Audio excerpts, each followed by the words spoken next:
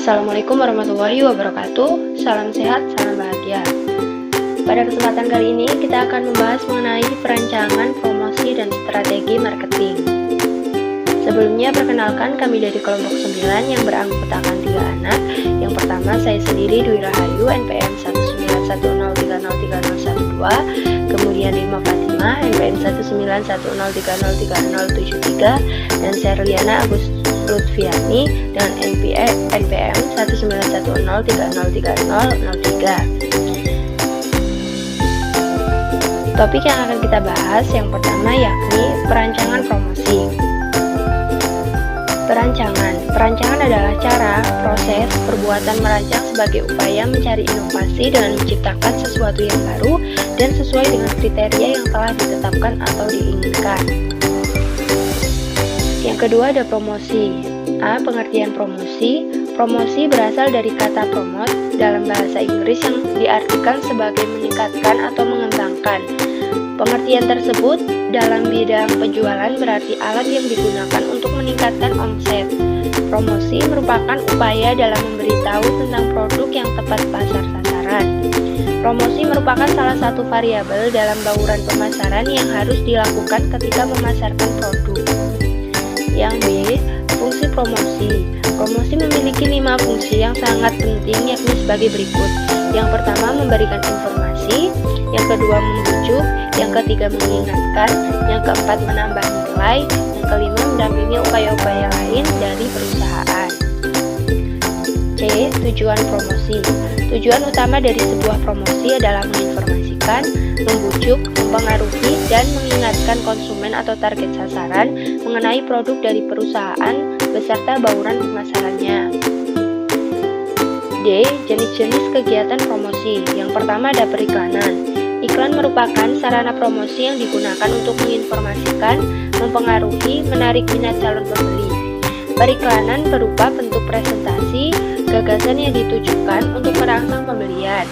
Yang kedua, penjualan tatap muka.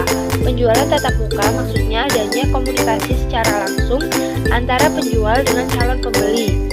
Penjualan tatap muka biasanya terjadi secara tatap muka, namun komunikasi juga bisa terjadi secara tidak langsung yakni melalui telepon. Yang ketiga, penjualan massal. Penjualan massal adalah adanya komunikasi dengan sejumlah banyak pelanggan sekaligus dengan bentuk utama yakni periklanan sembarang, bentuk presentasi non-personal gagasan, jasa, atau barang yang dibiayai oleh sponsor tertentu. Yang keempat, promosi penjualan. Promosi penjualan adalah kegiatan-kegiatan promosi selain publisitas, periklanan, penjualan tatap muka yang mampu merangsang minat, keinginan untuk mencoba suatu produk yang dipromosikan. Yang kelima, hubungan masyarakat. Membangun hubungan baik dengan masyarakat merupakan upaya sebagai bentuk untuk memperoleh dukungan, membangun citra yang baik bagi perusahaan, menyingkirkan dan menangani cerita, gosip, dan peristiwa yang dapat merugikan. Yang keenam, pemasaran langsung. Komunikasi langsung dengan target sasaran atau konsumen digunakan untuk mendapatkan informasi secara langsung dari konsumen. Yang ketujuh, itu ada ATL atau above the line. ATL yang merupakan aktivitas promosi atau marketing yang biasanya dilakukan oleh manajemen pusat sebagai upaya membentuk brand image yang telah diinginkan. Contohnya billboard, iklan televisi, brosur, poster, dan lain-lain. Kemudian ada BTL atau below the line. BTL yang merupakan aktivitas promosi yang dilakukan pada tingkat konsumen atau retail dan bertujuan untuk menarik minat dan perhatian konsumen. Contohnya adalah sampling, consumer promotion, event, sponsorship, point of sale atau POS, kemudian POS materials, kemudian ada trade promotion, dan lain sebagainya. Yang terakhir ada TTL atau through the line. TTL yang merupakan perpaduan antara ATL dan BTL untuk menghasilkan hasil yang lebih baik. Contohnya adalah iklan TV yang menampilkan nomor bebas pulsa agar klien dapat melakukan kontak langsung tanpa adanya gangguan. Yang Yang ketiga, ada perancangan promosi. Berikut adalah beberapa langkah perancangan promosi. Yang pertama, mengidentifikasi kebutuhan. Kemudian menentukan tujuan promosi secara terperinci. Yang ketiga, memilih atau mendesain alat promosi yang sesuai. Yang keempat, membuat program promosi penjualan. Yang kelima, melakukan uji coba promosi atau pra-testing. Yang keenam, implementasi. Dan yang ketujuh, pemantauan dan evaluasi. B. Strategi marketing. Yang pertama ada strategi. Secara umum, strategi adalah cara untuk mencapai suatu tujuan tertentu. Strategi terdiri atas aktivitas-aktivitas penting dalam mencapai suatu tujuan. Jadi, strategi adalah langkah-langkah yang harus dijalankan untuk mencapai tujuan tertentu. Marketing. Pengertian marketing atau pemasaran adalah proses di mana perusahaan menciptakan nilai bagi pelanggan dan membangun hubungan yang baik dan kuat terhadap pelanggan guna menangkap kembali nilai dari pelanggan. Kemudian ada bauran marketing. Bauran marketing atau pemasaran adalah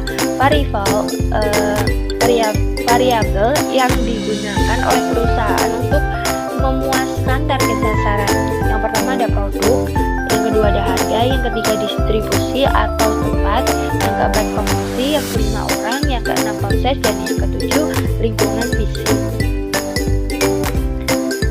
3. Strategi marketing. Pengertian strategi marketing. Strategi marketing atau pemasaran adalah suatu pendekatan pokok yang digunakan dalam mencapai sasaran yang telah ditetapkan terlebih dahulu. Di dalamnya terdapat keputusan pokok mengenai target pasar, bauran pemasaran, dan tingkat biaya pemasaran yang diperlukan, dan penempatan produk di pasar.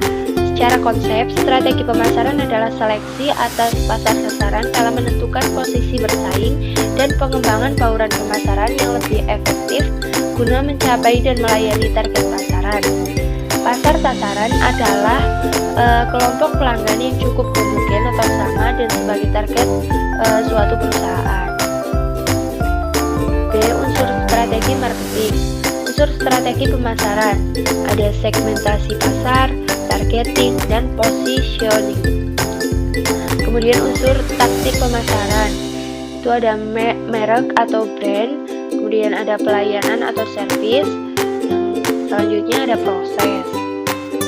Ciri-ciri rencana strategi marketing. Yang pertama, penyusunan bertitik tolak dengan perusahaan secara keseluruhan. Yang kedua, dampak dari kegiatan yang direncanakan bersifat menyeluruh. Yang ketiga, memahami kekuatan yang mempengaruhi perkembangan perusahaan. Yang keempat, jadwal waktu yang ditentukan sesuai dan mempertimbangkan fleksibilitas dalam menghadapi perubahan. Yang kelima, rencana disusun secara realistis dan relevan dengan lingkungan yang dihadapi. D. Jenis-jenis strategi marketing.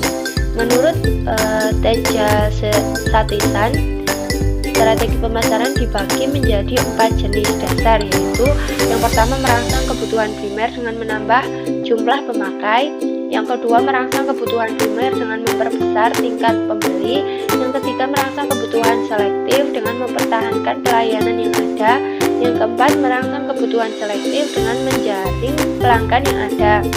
Sedangkan menurut Wildinan mengatakan bahwa strategi pemasaran terdiri atas yang pertama strategi kebutuhan primer. Strategi ini dirancang untuk menaikkan jumlah permintaan produk atau jumlah pemakaian bentuk produk. Yang kedua, strategi kebutuhan selektif. Strategi ini dirancang untuk memperbaiki posisi pesaing suatu produk atau layanan lainnya dengan berfokus pada bagian pasar.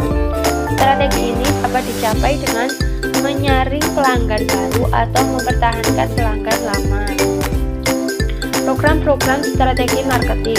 Program-program strategi marketing dibuat untuk membangun, membentuk, dan memelihara keuntungan melalui sasaran pasar untuk mencapai tujuan perusahaan dalam jangka panjang. Yang pertama ada program penciptaan barang, yang kedua program penetapan harga, yang ketiga program distribusi, yang keempat program promosi. Mungkin hanya itu yang bisa saya sampaikan. Semoga ilmunya bermanfaat. Tetap semangat. Wassalamualaikum warahmatullahi wabarakatuh.